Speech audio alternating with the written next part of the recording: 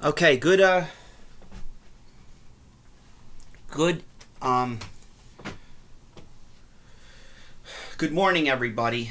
Good morning. Okay, so, just give me 1 minute.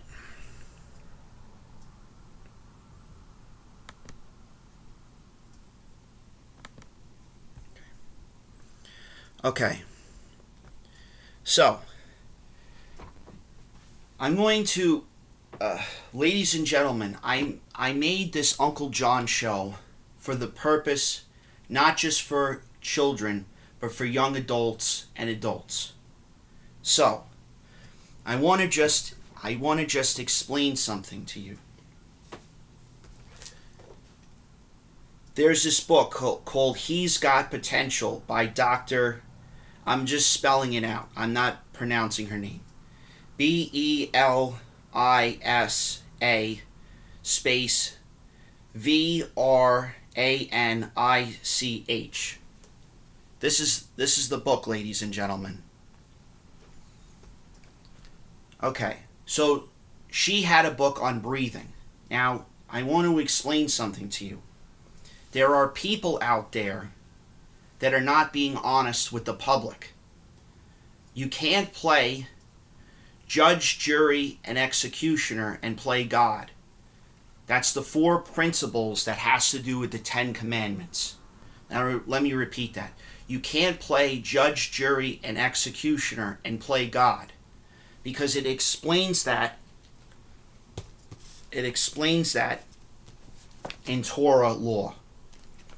And it has to do things with Sitar law, which I have the book here. Sitar law. Now, I'm going to make this video a little bit longer. This is one of my annotations that I used in university. This is one of them. I had many that I filled out. So I just want to explain the backstory of this. So when I was in college in SUNY Buffalo, I met a person named Melissa, who was my professor. I'm not going to give you her last name, because it's very confusing. It's got too many, it's spelled odd. I'm just going to give you her first name, Melissa. She was a doctor. She dealt with agriculture and horticulture, but she dealt with things that has to do with forensics, like that show Bones. The show Bones is based on some of the things that she did in Cornell University.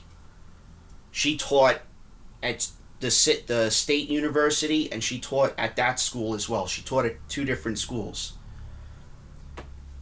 She was not an adjunct professor, meaning is part-time. She was a full-time professor. So,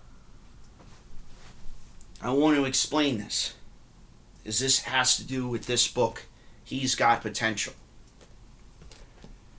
There are things that I had to write in college that has to do with research and development, that has to do with forensics and case studies, that has to do with accounting and cybersecurity and computer engineering and law and etc.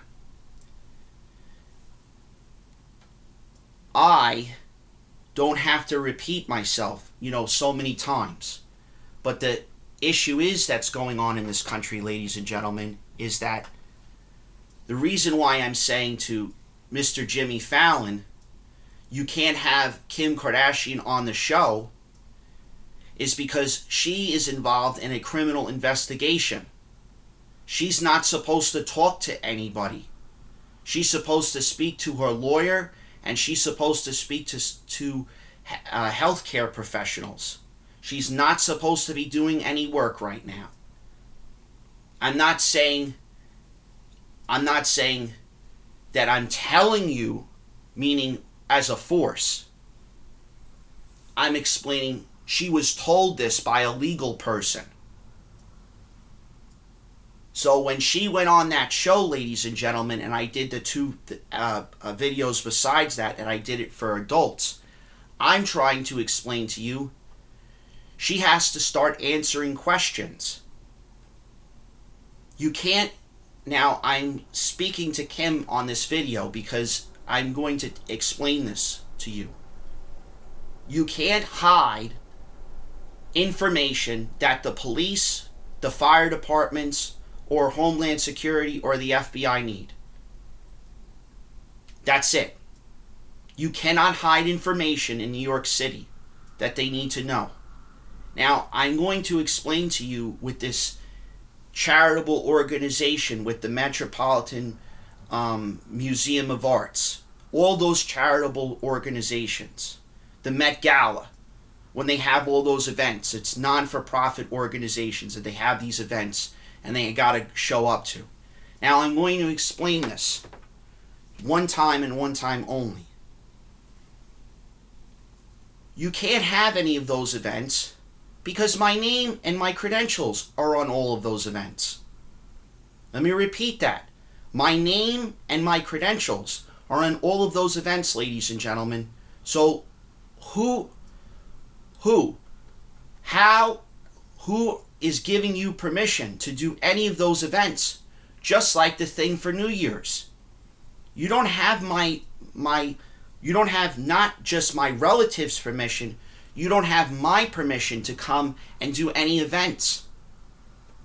So who is giving you the authorization to say you're allowed to do that when they have to actually speak to me, not in a court of law, they have to speak to my accountant or my legal advisor, Rocco. Just like they have to speak to Mrs. Cohan as well. They have to speak to my attorney.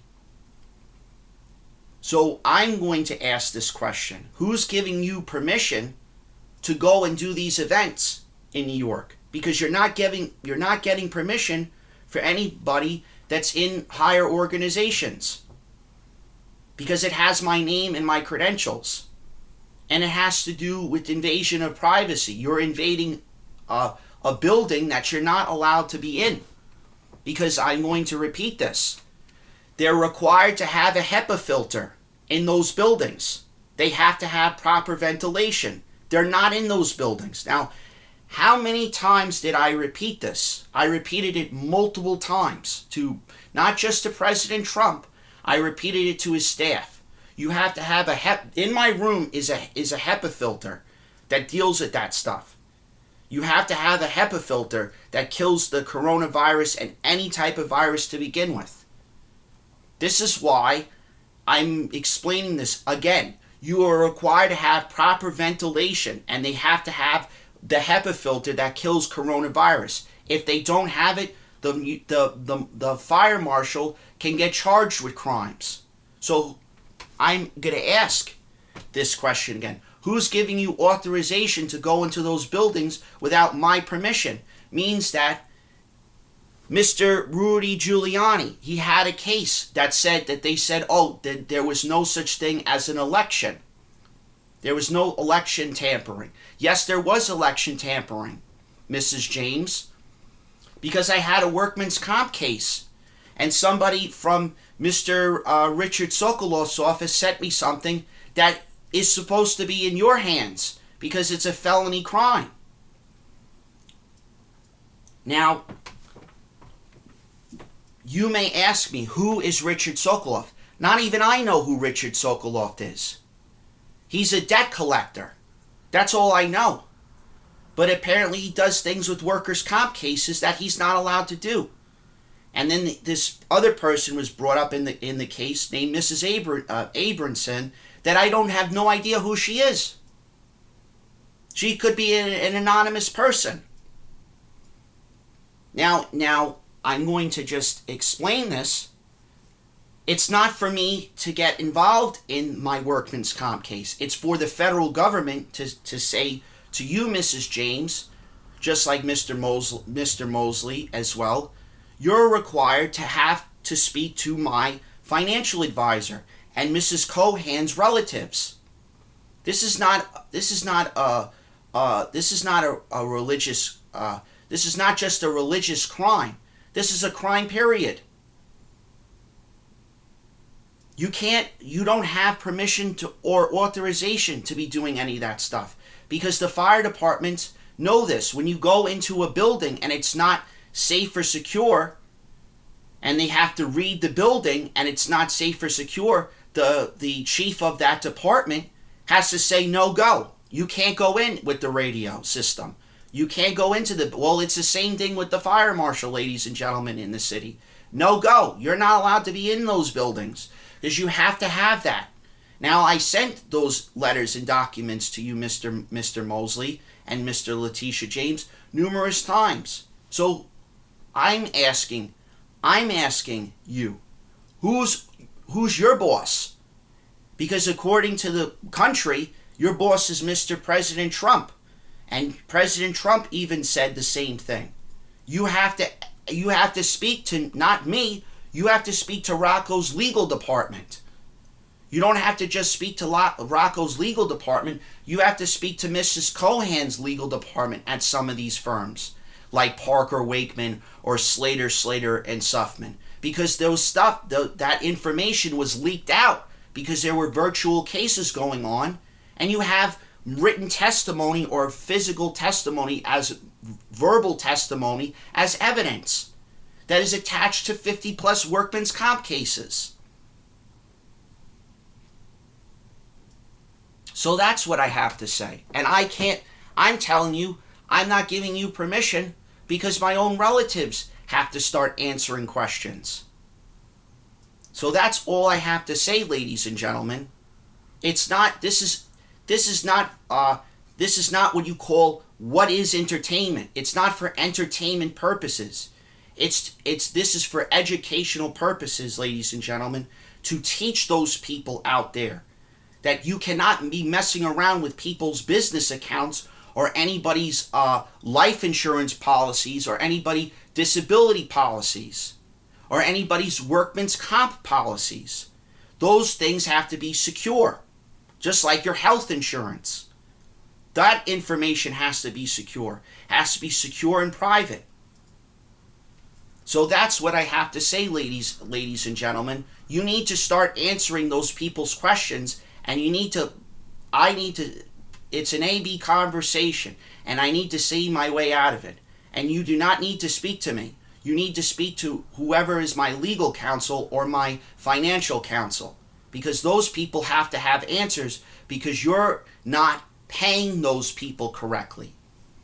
Because I had to testify with Michael Suvero had me testify about wages and salaries and health insurance.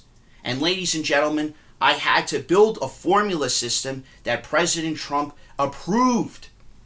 And not only he approved, Ivanka Trump and the staff members approved it. It was signed through Congress and Senate. This is why this beautiful deal doesn't work, because you're contradicting your past bill or past registration for that bill, Mr. President Trump, because you didn't look at the Reformation Act exactly, because there were things that had my handwriting in it that I wasn't even explained to by my own attorney, who is Mrs. Cohan, and their relatives as well.